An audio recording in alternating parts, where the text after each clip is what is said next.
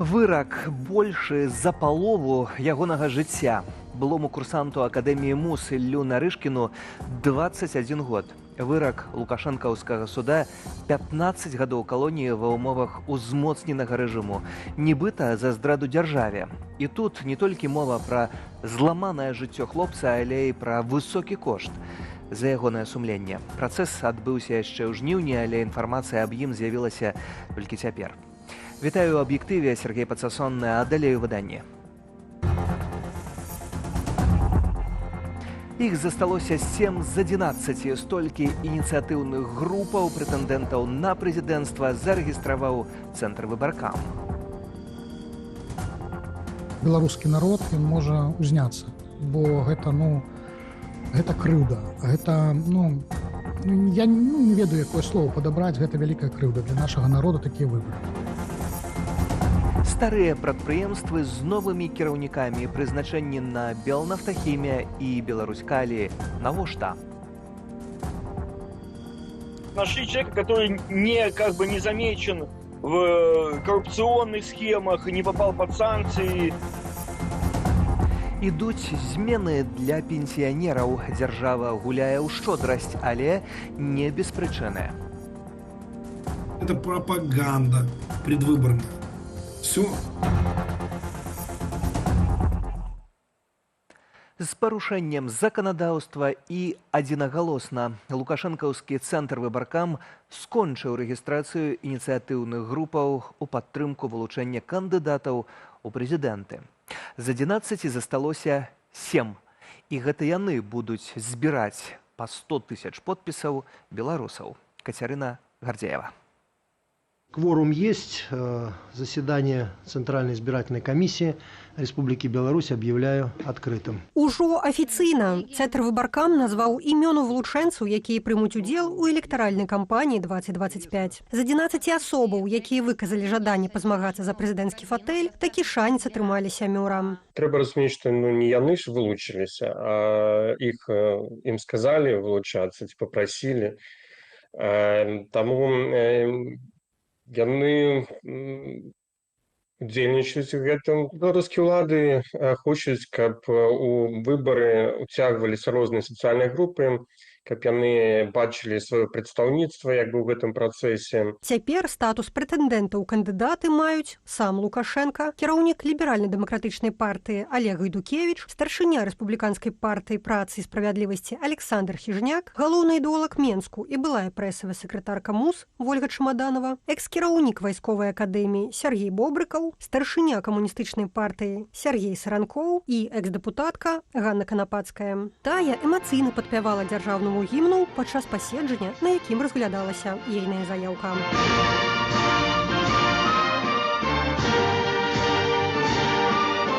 Узгаднілі ж кандыдатуру Канапацкай у абыход выбарчага заканадаўства. З 2016 да 2019 яна мела дазвол на жыхарства ў Нямецчыне, што недапушчальна для будучага прэзідэнта. Аднак чальцы ЦВК, відаць, гэты факт палічылі не вартым увагі. Кандидатура Конопадской Анны Анатольевны соответствует всем требованиям, предъявляемым Конституцией и избирательным кодексом к данной выборной должности. Гэткім чынам, цяперашняя кампанія стане другой у палітычнай кар'еры экс-дэпутаткі. Канапацкая балатавалася на прэзідэнцтва ў 2020 і сабрала тады менш за 2% галасоў. Не першы раз на выборах Конопадская прадстаўляе апазіцыю. Яна з'яўляецца такім зручным партнёрам для ўлады ў гэтых пытаннях. І калі яе зарэгістравалі, гэта значыць, што ўлады все-таки вырашылі крыху з апазіцыі пагуляць. Не дапусцілі да ўдзелу электаральнай кампаніі прадстаўніка сапраўднай апазіцыі. Старшыню руху за свабоду Юрію Губарэвічу ЦВК адмовіла праз, цытата, несур'ёзнасць намераў. З гэтай нагоды скрэслілі і кандыдатуру Александра Драздова. Навячкоў палітычнага небасхілу Віктара Куляша і Діану Кавалёву не зарэгістравалі праз парушэнне ў спісах ініцыятыўных групаў. Нет вопросов. Присаживайтесь, спасибо. Зрэшты, выкрэсліванне кандыдатаў, які сяк-так адыгралі ролю незалежных, можа даць нечаканы для ўладаў эфект, мяркуе Мікалай Маслоўскі. на гэтых даже можа выбараў на выбарах можа нешта стрэльнуць, а это абраза вялікая для нашага народу. Выбары, калі нікога не выбіраць, немагчыма, і я лічу, што все-таки наш беларускі народ ён можа узняцца. Цяпер жа ЦВК мусіць прызначыць і чальцоў тэрытарыяльных камісіяў. Паводле Ігора Карпенкі па ўсёй краіне створаць 153 групы, адказныя за выбарчы працэс. Заяву на працу ў іх падалі больш за 1700 асобаў. 60% ад гэтай колькасці сябры праўладных партыяў ці арганізацыяў. Аднак нават сярод прыхільнікаў рэжыму сабраць памагатых на выбарах складана. Кожны избирательный участок гэты, да, ён закрепляется за конкретным прадпрыемствам. Дырэктар прадпрыемства падбірае там, ці гэта будзе Иванова, ці Сидорова. Вось там люди зараз отказываются ісці ў гэтай участкі, то есть это идет в таким прыказном тоне, да. Збор подпісаў у падтрыманні вылучэнцаў пачнецца 7 лістапада і скончыцца 6 снежня. Цягам гэтага часу ініцыятыўным групам належыць сабраць па 100 000 подпісаў. Хто пераадолее гэткі бар'ер і атрымае статус кандыдата на прэзідэнцтва, стане вядома 31 снежня. Кацярына Гардзеева, Белсат. Масавыя ператрусы і затрыманні пракаціліся па краіне на мінулым тыдні. Цяпер вядома, звязана гэта з новай крымінальнай справай. Яе ўзбудзілі паводле артыкулу за змову з мэтай захопу ўлады. Праваабаронцы вясны паведамляюць, частка людзей знаходзіцца за кратамі, частка выйшла на волю у якасці сведкаў. Лукашэнкаўскіх сілавікоў найперш цікавіла інфармацыя пра дваровыя чаты, што былі асабліва папулярныя у паслявыбарчыя часы. На мяжы кастрычніка і лістапада ў Хойніках, Маладзечне, Смаргоне, Ваўкавыску ды іншых гарадах да беларусаў прыходзілі супрацоўнікі КДБ. Сярод затрыманых пераважна тыя, каго раней судзілі паводле пратэставых адміністратыўных артыкулаў. Вядомыя выпадкі жорсткіх затрыманняў з непраўданым выкарыстаннем сілы. Праваабаронцы лічаць, што гэткія дзеянні спланаваная акцыя дзеля запалохвання беларусаў перад гэтак званымі выбарамі. Александр Лукашенко зноў тасуе калоду ды робіць кадравыя перапрызначэнні. На Белнафтахіме і Беларуськаліі новыя кіраўнікі. І галоўнае тут не досвед, лічыцца лаяльнасць, а таксама якасці, каб абыходзіць заходнія санкцыі. Толькі пытанне, ці дапамогуць лукашэнкаўскія кадравыя змены. Во-первых, это коллектив огромный, градообразующее предприятие, да что там говорить, градообразующее, государствообразующее предприятие важнейшее. Проблем там накопилось немало, которые надо решать. Фактычна, з аднаго дзяржаваўтваральнага прадпрыемства на другое. Андрэй Рыбако, які з 2018 года ўзначальваў канцэрн «Белнафтахім», зрабіўся гендырэктарам «Беларуськалію». Гэтую ратацыю зацвердзіў сёння Лукашенко. Не ставлю задачи, знаю, что и затраты там, вот мне целую справку основную написали, приличные, надо их снижать, затраты. Уверен, что ты знаешь, как снизить. И добавленную стоимость, в том числе на одного работника, надо поднимать до уровня мировых. И надо в подведомственных организациях наводить порядок. Андрэй Рыбакоў замяніў на пасадзе гендырэктара «Беларуськалію» Івана Галаватага, які ўзначальваў прадпрыемства амаль 10 гадоў. Зарплату при нем не поднимай, но нехотя. При нем же уже закончился этап, забрали у шахтеров подземный стаж, скажем так, там, ну и всякие ущемления шахтеров при нем продолжались, да. Поэтому он для режима выполнил свою работу на 100%. Цяпер «Беларуськалій», беларуская калійная кампанія і Галаваты асабіста застаюцца пад шэрагам заходніх санкцыяў. Прадпрыемства выкрылі ў дапамозе з выкраданнем украінскіх дзяцей, закупаваных расейцамі тэрыторыяў Украіны, а таксама ў гандлі з так званымі Данецкай і Луганскай народнымі рэспублікамі. Агулам жа праблемы пачаліся пасля выбараў 2020-го і масавых звальненняў удзельнікаў мірных пратэстаў. У 2021-м Еўразвяз і Злучаныя Штаты ўвялі забарону на імпарт беларускіх калійных угнаенняў. Пазней Літва скасавала і кантракт на іх транспартаванне праз сваю тэрыторыю. 1,5 месяца таму суд Еўразвязу адмовіўся здымаць абмежаванні з Беларуськалію. Цяпер прадпрыемства паволі дэградуе. Уже сейчас в Белкалии висит доска объявлений, можно спокойно устроиться на работу. Это самое. ну, там за 1500 рублей, за 2000 белорусских рублей, да.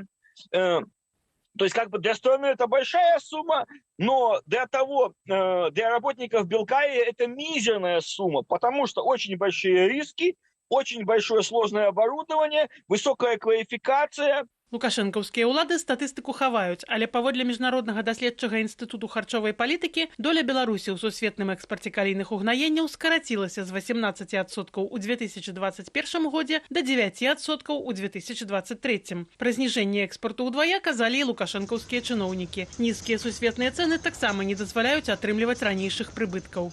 Может быть, нам с россиянами переговорить, посоветоваться и процентов на 10, может 11 снизить добычу калийных удобрений. Снизив добычу, ну, не то, что дефицит на рынке появится, а все поймут, что это дорогая продукция, и за нее надо платить соответствующие средства. Але ці можа спрацаваць такая схема? Да, Беларусь может с Россией договориться о снижении объемов производства, но это не сиюминутная история, и все же цены быстро не решаются. Там они раз в год устаканиваются, исходя из запросов, которые поступают из Китая и Индии, два крупнейших покупателя удобрений. Поэтому это не так просто сделать.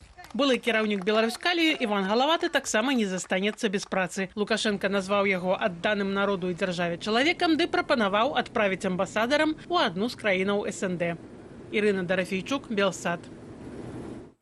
А яшчэ дзяржава шукае працоўныя рукі, а таму пенсіянеры да працы. Міністрка працы хоча працаўладкаваць ажно 10 000 пенсіянераў. А каб заахвоціць, нават абяцаюць плаціць поўныя пенсіі. Адпаведны закон мае запрацаваць ужо з новага года. Больш за тое, пенсіі абяцаюць павысіць на 14%, як і заробкі бюджэтнікаў. Сацыяльна арыентаваная дзяржава, катастрафічны дэфіцыт кадраў ці толькі перадвыбарчая піар-акцыя.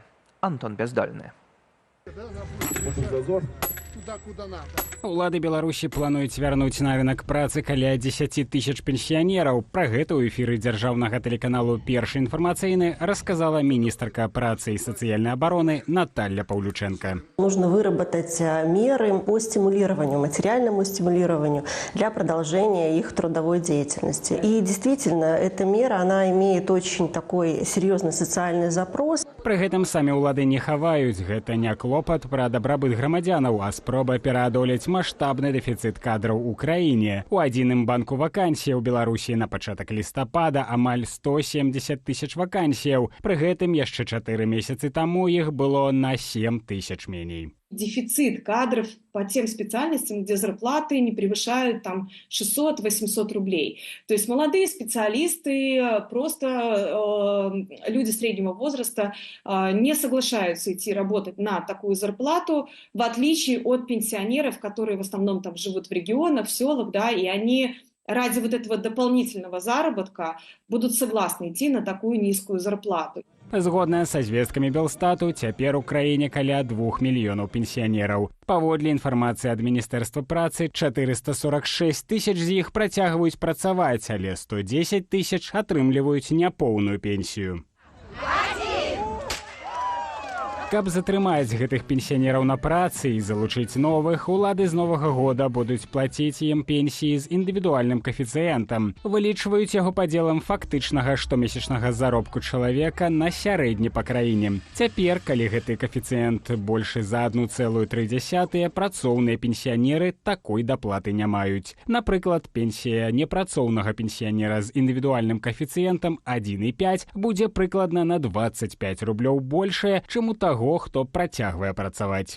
Безусловно, им лучше будет работать, если есть силы и себя обеспечить, чем жить на пенсию, на которой они живут, потому что не всегда есть возможность мясо съесть. Но в общей картине это попытка пропаганды поднять этот вопрос в обществе, чтобы стимулировать пенсионеров попытаться, которые не разбираются в той системе, которая работает в Беларуси, попытаться заработать денег, чтобы хватило на лекарства и на еду.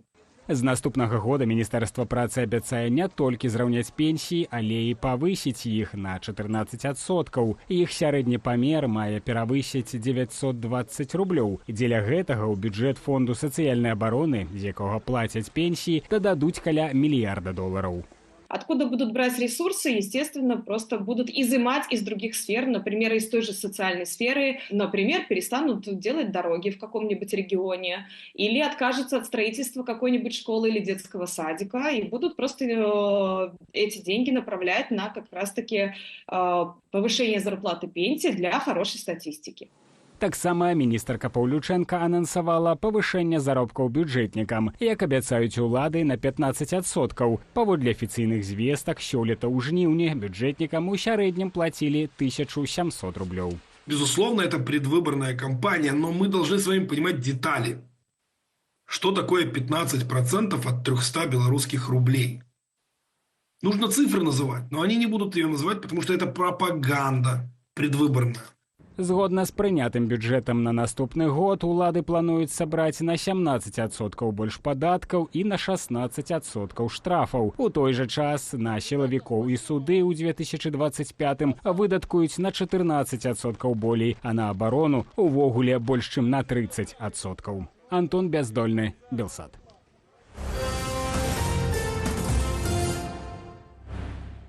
Спадарства, нагадваю пра QR-код на вашых экранах ці маніторах. Ён не выпадкова вядзе на наш тэлеграм-канал. Там яшчэ больш актуальнай інфармацыі. Дастаткова навесці на QR-код камеру вашага смартфона, аднак, каб чытаць наш канал, а таксама падпісвацца на яго, варта памятаць пра галоўнае. Гэта павінна быць бяспечна для вас. А таксама чытайце нашу інтэрнэт-старонку belsat.eu. Але ізноў жа, бяспека перш за ўсё. А мы працягваем лечыць дзяцей і заклікае паліць габрэяў у печах. Беларуская супольнасць узрушаная. Дзіцячая доктарка-анестэзіолог з Менску Алеся Белавус апублікавала антысеміцкія выказванні ў сацыяльных сетках. Яе твіты прачыталі дзясяткі тысячаў людзей, а калі пачаліся заўвагі, яна паабяцала адсправаздачыцца перад дзяржавай, а таксама здаць праваахоўным органам тых, хто выступіў супраць яе ксенафобіі. Пра межы этыкі ў прафесіі і злачынныя перакананні Руслан Ігнатовіч. Габрэі заслугоўваюць гарэць у печах. Гэта не цытата з «Майн кампф» Адольфа Гітлера. Гэта заява маладой жанчыны, дзіцячай доктаркі, анестэзіолага з Менску, Алесі Белавус. Гісторыя, сведкам якой сталіся дзясяткі тысяч беларусаў і не менш замежнікаў, пачалася 1 лістапада вось з такога паведамлення менскай доктаркі. Нават мне, белабрысай славянцы, найбольш гадасцяў робіць габрэяня. Пры ўсёй маёй максімальнай талерантнасці да ўсіх палітычных думак, рэлігійных поглядаў, нацыянальнай прыналежнасці і гэтак далей, ніхто не ёсць такім кволым чмом, як жадзяняты.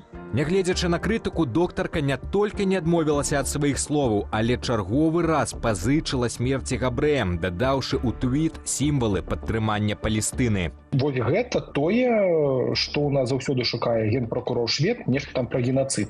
Вось, спадзяюся, нашы сілавыя органы хоць калісьці спрацуюць па тым выпадку, якім яны павінны працаваць. З фэйсбук-старонкі Алесі Белавус да таго, як яна адтуль прыбрала пэўную інфармацыю, вынікае, што працуе яна ў 3-й гарадской дзіцячай больніцы ў Менску. Тэлефануем туды, каб даведацца, якой будзе рэакцыя ейнага кіраўніцтва.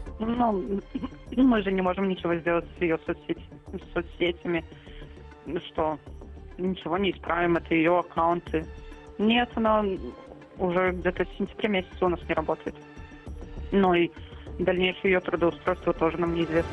Паводле доктара Станіслава Салаўя, у Беларусі інстытуту рэпутацыі практычна няма, таму не варта спадзявацца, што такую спецыялістку пазбавяць адпаведнай ліцэнзіі. Дзейнасць дактароў у нашай краіне рэгулюецца законамі, а таксама пастановай Міністэрства аховы здароўя, што вызначае правілы медычнай этыкі і дэанталогіі. Лекар сапраўды ў нашай краіне дае так званую клятву лекара Рэспублікі Беларусь, дзе ён торжественно клянецца лікаваць людзей, нягледзячы на іх сацыяльнае паходжанне, вераспавяданне ці этнічную принадлежнасць. То есть яна нарушае ўсе мыслімыя нормы медычнай практыкі. Паводле псіхалагіні Ганны Матуляк, ксенафобамі і антысемітамі людзі робяцца дзякуючы таму асяроддзю, у якім яны жывуць, і дзяржаўнаму тэлебачанню. Они же постоянно поддерживают вот эту вражду и подкрепляют вот такое враждебное отношение ко всем, да, что там и Польша делает плохо, и Литва, и во Франции ужас, и в Европе вообще кошмар, и у них перевернутые ценности, и они этими ценностями пытаются повлиять на нас, на Беларусь, и разрушить наш вот такой стабильный мир. Падмацоўвае светапогляд людзей і літаратура. У 2019 годзе Алеся Белавус прызналася, што Артур Шопенгауэр дастаткова блізкі ёй паводле духу філосаф, а той, як вядома, нягледзячы на свой філасофскі ўнёсак, пакінуў чалавецтву ў спадчыну і антысемітызм. Руслан Ігнатовіч, Белсат. Ізноў Менскі незвычайная праблема. Самы цэнтр сталіцы апанавалі бабры. Зубастыя госці рассяліліся ад ваколіцаў станцыі метро Няміга, вострава Слёз і ажно да вадасховішча Дразды. Усё б нічога, але жывёлы наносяць шкоду навакольнаму асяроддзю. Ад іх зубоў пакутуюць дрэвы, высаджаныя ўздоўж Свіслачы.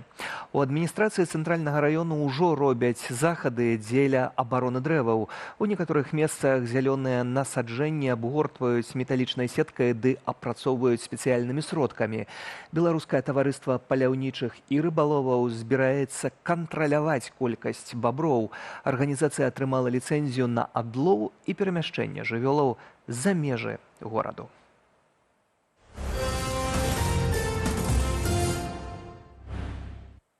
Спачатку была няпэўнасць, аднак на прэзідэнцкіх выбарах у Малдове перамагла Майя Санду.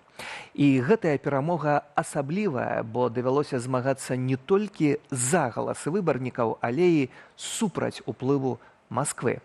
Крэмль кінуў вялікі рэсурс на розных узроўнях, каб перамог прарасійскі кандыдат. А таму гэта перамога Санду і параза Расіі. Невыпадкова ў словах віншавання ад Святланы Ціхановскай чытаем: «Дэмакратыя перамагла, Еўропа перамагла». Праеўрапейская прэзідэнтка будзе кіраваць Малдовай другі тэрмін. Алесь Баразенка.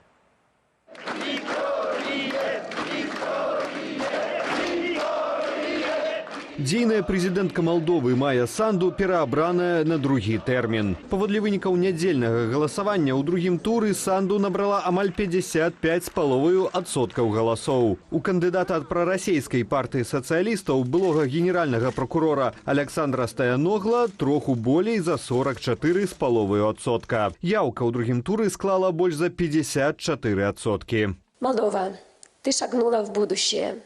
Дорогие молдаване, я благодарна каждому из вас, кто пришел на выборы.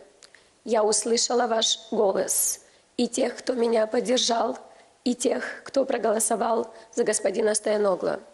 Я обязуюсь быть президентом всех вас. Здабыць перамогу Санду, якая паслядоўна выступае за еўраінтэграцыю Малдовы і далучэнне краіны да еўрапейскага звязу, дапамаглі галасы дыяспары. Амаль 330 тысяч асобаў, а гэта кожны пяты малдаванін, што прыйшоў галасаваць, зрабілі гэта па-за межамі краіны. Сярод дыяспары Санду атрымала больш за 80% падтрымання. Без гэтых галасоў дзейная прэзідэнтка саступіла б Стояногла. Диаспора рассеяться-то она рассеялась, но она настолько и столькими пуповинами связана с Молдовой, что она иногда играет более решающую роль в делах Молдовы, чем сами молдаване, проживающие на территории страны. Почему? Потому что, например, переводы гастарбайтеров или диаспоры в Молдову просто обеспечивают платежный баланс, финансовый баланс страны, сохраняют стабильность.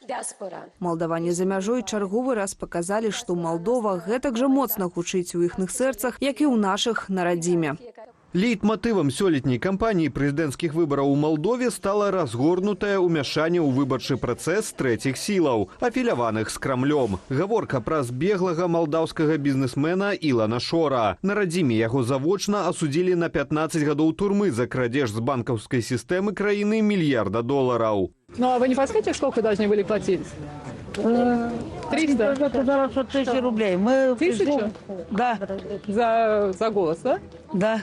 У паліцыі Малдовы сцвярджаюць, што Шор, чый прарасійскі рух «Перамога» не мог выставіць свайго кандыдата на выбарах, арганізаваў маштабную сетку подкупу выбарцаў, дзеля чаго ў краіну рознымі шляхамі былі перапраўленыя дзесяткі мільёнаў долараў. Адзін з гэтых шляхоў – расійскі Промсвязьбанк, праз аплікацыю якога грамадзяне Малдовы і атрымлівалі доступ да грошай.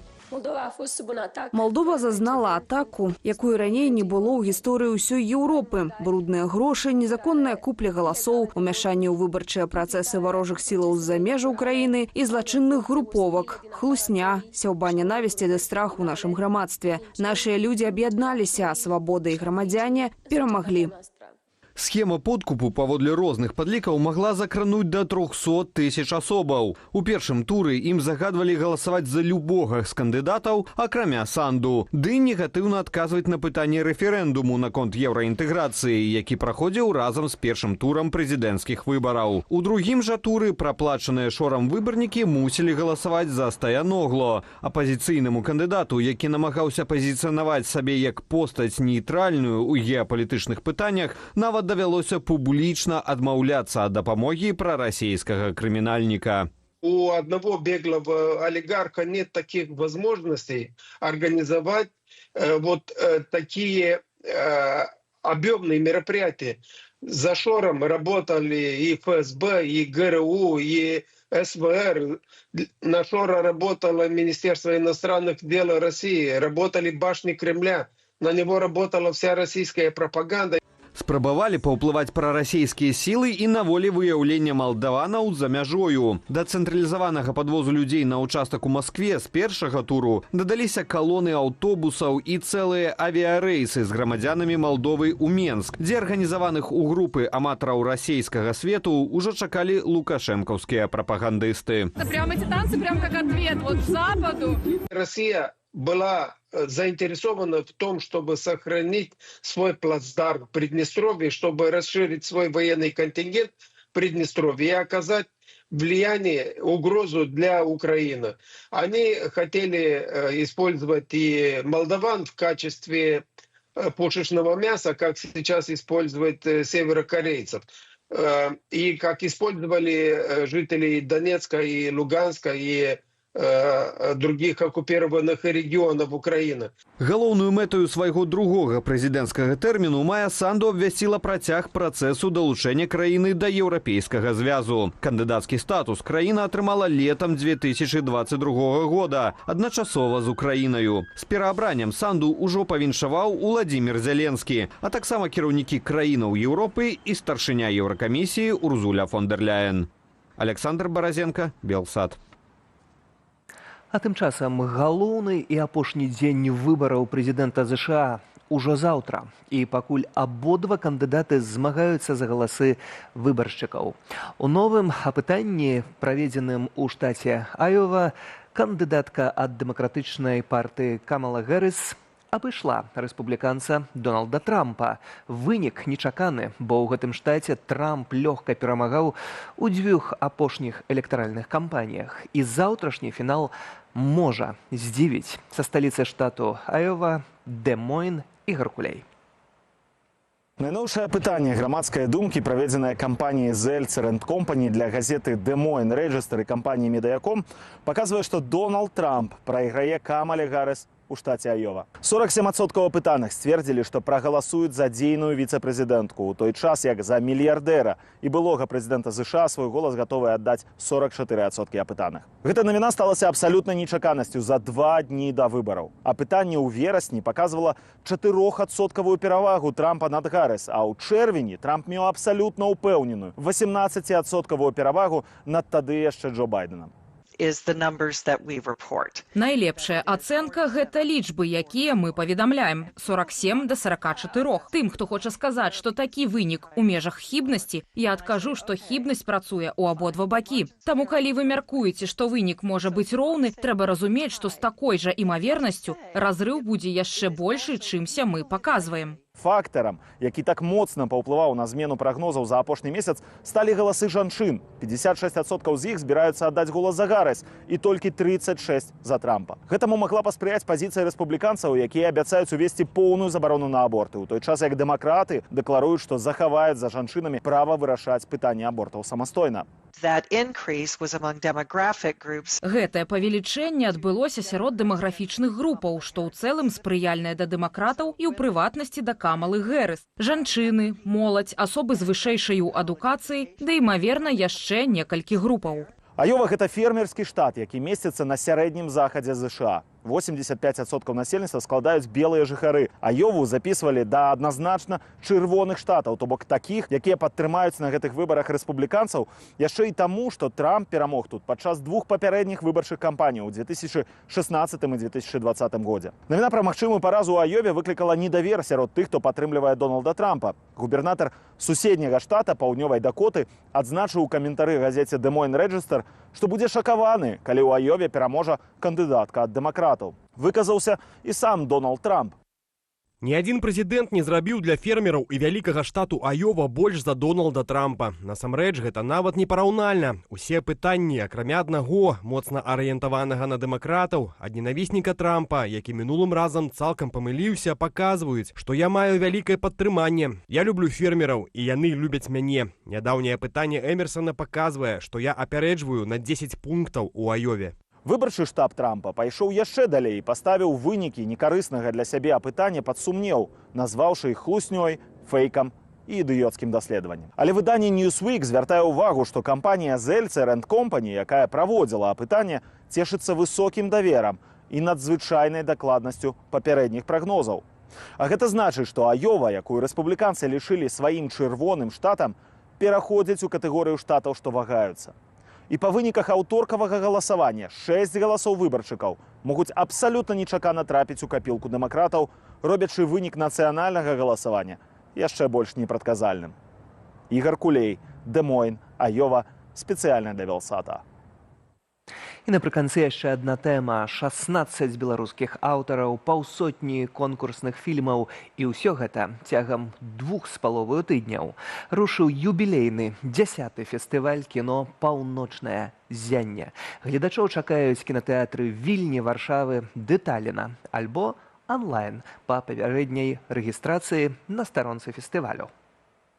Канцэпт ўсёй праграмы ўсяго 10-го кінафестывалю гучыць як вярнуцца да каранёў.